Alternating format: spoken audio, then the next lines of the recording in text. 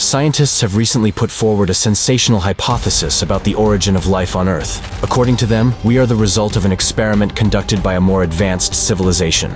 Much like how Darwin studied the theory of evolution with fruit flies over a century ago. We are, according to this theory, unwitting participants in a grand cosmic show, watched with interest by spectators in a cosmic theater from which we cannot escape. Even our basic attempts to explore nearby space often fail, as if our spacecraft are hitting some invisible wall, preventing them from leaving our solar system, and we still struggle to understand who we are and where we come from. So, who are we, humanity? Are we the pinnacle of creation or mere extras in a grand cosmic theater? This is what we'll explore in today's video.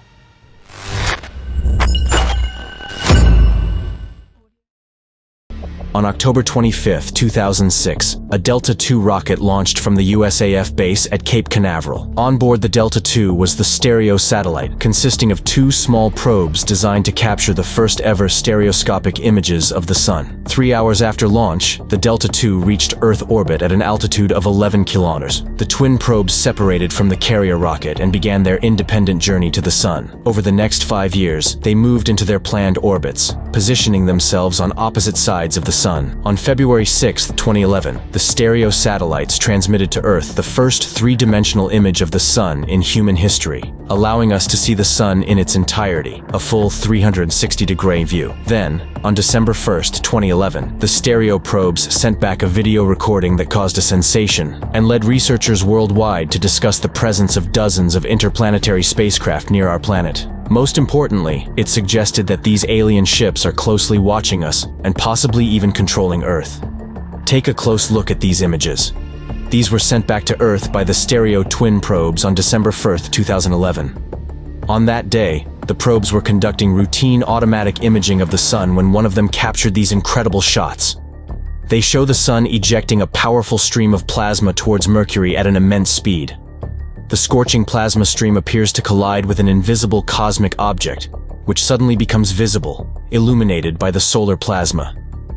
The unidentified object materializes in space and starts to glow. This phenomenon lasts only a few seconds before the mysterious object vanishes without a trace. The thing is, we can only see a very narrow spectrum, from ultraviolet to infrared, but the spectrum is much wider. Naturally, in another part of the spectrum, the object becomes invisible to us. However, this doesn't mean it isn't material. It still exists. A few days after this strange incident, NASA astronomers issued an official denial. The scientists claimed that the sensational footage was nothing more than a regular film defect caused by poor video processing. This might be true, but how can we explain that similar recordings have happened multiple times before the probes detected the invisible object near Mercury? A similar anomaly occurred with Jupiter in June 2011. The same NASA probes captured a coronal mass ejection from the Sun, seemingly igniting Jupiter. But again, it turned out to be an unidentified, invisible object. A huge, semi-transparent object moved from Jupiter towards the Sun. If not for the solar plasma ejection, no one would have noticed the invisible object. So what exactly did the American Stereo twin probes capture? What are these objects, and why were they invisible? How is it that no telescope on Earth could detect them? Some researchers believe these mysterious objects are nothing less than spacecraft from other star systems. We haven't seen them for a long time, or perhaps we simply couldn't recognize them. We often assume that any object of technological origin must be something we can identify, like a physical device made of metal. However, some objects might have a completely different structure. We see the world through our own standards, but the universe is diverse and cannot be measured by our earthly criteria. So, could these really be spacecraft from other planets? If that's the case, why are they hiding? Why don't they make official contact with us? And why are they in our solar system at all? Some investigators suggest that these aliens are not just observing us. They have been controlling Earth for a long time, possibly doing so with the help of earthly authorities. This idea seems almost impossible to believe. Yet, there's a theory that such a government exists, and it might be collaborating specifically with the leadership of the United States. On July 12, 1952, an event occurred in Washington, D.C., that later became known as the first documented proof of UFOs. At 11:40 p.m. local time, Edward Nagin, a controller at Washington National Airport, noticed several strange objects on his radar screen. Their movements were unlike those of any regular aircraft. Initially, Nagin couldn't believe his eyes and decided to check if these objects were visible on other radars. Howard Copland, a controller in a nearby unit, confirmed seeing the objects, both on radar and with the naked eye. He reported, "I see a bright orange light, and I can't understand what it is." What happened next shocked not only the airport staff. The objects began moving toward the restricted zone and soon hovered over the White House and the Capitol building, visible to anyone who looked up. The incident was recorded by all radars and technical services. At 3 a.m., 2 fighter jets were scrambled from the Newcastle Air Force Base to patrol the airspace over Washington. However, as soon as they approached the city, the unidentified flying objects vanished, as if they were monitoring radio communications and were fully aware of the movements of the Earth's aircraft. The pilots had no choice but to return to base, but the story didn't end there. As soon as the military jets departed at 5:30 a.m., the unidentified flying objects reappeared in the sky over Washington, and the radars picked them up once again. These objects, which were incomprehensible to humanity, moved independently of the borders of America and Canada. There was a suspicion that these objects were moving from the north. Over the next 2 weeks, UFOs performed the same trick. As soon as fighter jets approached the White House, the flying saucers disappeared, and when the planes returned to base, UFOs once again circled over government buildings. Panic broke out in the city, and people were afraid to go outside. The leading newspapers in the United States printed sensational headlines: "Saucers hover over Capitol."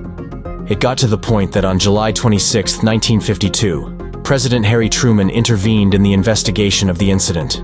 He ordered fighter pilots to shoot down the flying saucers without warning. However, the military pilots not only failed to shoot down the UFOs, but also couldn't even get close to them. For 2 weeks, unidentified objects circled over Washington, and then suddenly disappeared. Since this was the first case of mass UFO sightings, the American public demanded explanations. On July 29, 1952, Pentagon representatives called an emergency press conference, during which they announced that there was no mass gathering of UFOs in the sky over Washington, and the appearance of strange objects was nothing more than an inversion of air currents. But was it really? Many researchers believe that this was the first contact with representatives of extraterrestrial civilizations. Moreover, this fact was carefully concealed from ordinary people. But the main thing, perhaps, is that it was during this time that a joint government was created, consisting of humans and aliens, who secretly began to rule the planet Earth. The secret invasion of alien ships, zombie politicians, and aliens inhabiting human bodies, all of this resembles a chapter from a science fiction novel. But more than 30 years after the UFOs circled over Washington, confirming the hypothesis of a secret alien conspiracy against humans, this man spoke out: William Milton Cooper.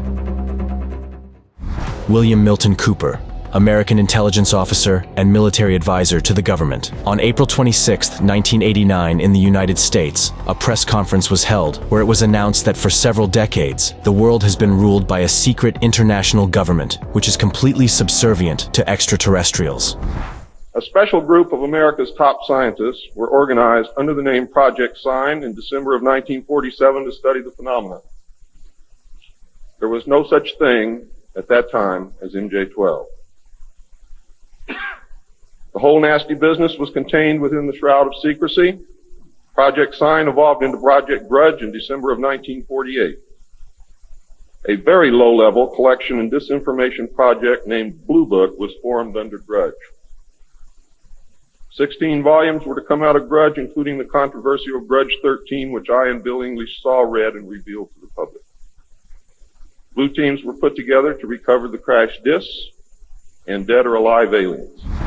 According to Cooper, this is a secret conspiracy between high-ranking Earthlings and representatives of an extraterrestrial civilization. In 1954, the then President of the United States, Dwight Eisenhower, entered into contractual relations with the civilization of gray aliens from a planet orbiting the star Betelgeuse in the constellation Orion. Furthermore, Cooper revealed that he was privy to all these top-secret pieces of information because he himself had been an expert on the secret intergalactic government for several years. Following these bold statements, the CIA stated that Cooper had never been their employee, and they had no relation to him whatsoever. The CIA's response was expected. In most such cases, they say just that. But whom should one believe after all? Aliens not only exist, but their ships are constantly within the bounds of the solar system. As evidence for this hypothesis, experts cite a recent statement by American astronaut Edgar Mitchell, who in 1971 undertook the longest stroll on the moon. On April 20th, 2009, Edgar Mitchell delivered a lecture on space issues. During the lecture, the astronaut made an unexpected statement that extraterrestrial life exists. And what I am suggesting is it is now time to put away this embargo of truth about the alien presence. And I call upon our government to open up like other governments have, and you will hear about that this morning. Like the Belgians have, the French have, the Brazilians have, the Argentines, the Mexicans have all released their files. It's about time now that we do the same thing and become a part of this planetary community. These enigmatic and unfathomable visitors, whose ships silently glide through the expanses of our solar system, compel us to reconsider the very nature of our existence. The statement by astronaut Edgar Mitchell, one of the select few to have set foot on the surface of the moon, sheds light on the mysteries that humanity is only beginning to unravel. Perhaps they have always been nearby, observing us like a drop in the boundless ocean of space. Questions multiply. Who are they? Where did they come from? And what are their intentions? One thing is clear. Our cosmic neighbors harbor endless enigmas, stirring within us a thirst for discovery and fear of the unknown. As we gaze into the starry sky, we realize that we are not alone in this majestic theater of the universe.